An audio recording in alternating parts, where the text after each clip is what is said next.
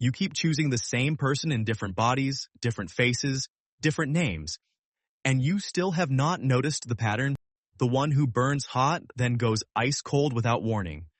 And somehow, that unpredictability feels more like love than anything stable ever did, the one who makes you feel small, unworthy, replaceable. And you stay anyway, because some part of you agrees with them. You do not call this a mistake.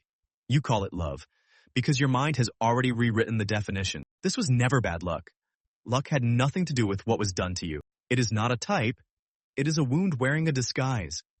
And you have been chasing that wound your entire life. Somewhere in your early years, someone taught your nervous system that love and fear come from the exact same hands. Psychologists call it a trauma bond.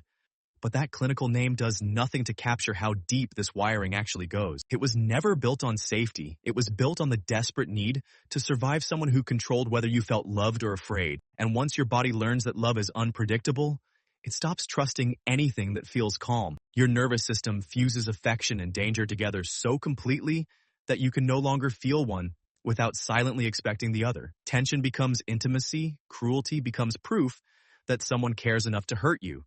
And somewhere in that twisted logic, you start to feel chosen. So when someone gentle and stable finally shows up, your body does not relax, it panics.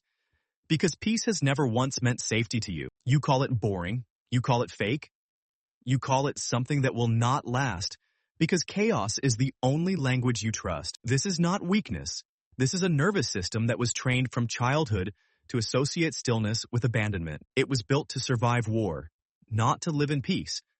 And it still does not know the difference. Chaos floods the brain with a chemical high, so intense that some people start engineering conflict just to feel it again. The breakup, the cruelty, the silence, the sudden return, the desperate relief.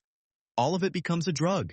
Your body manufactures itself. That cycle floods the brain with dopamine at levels most healthy relationships could never compete with. The same chemical reward system hijacked by every addiction that has ever destroyed a person from the inside out. Which means you were never addicted to the person who hurt you.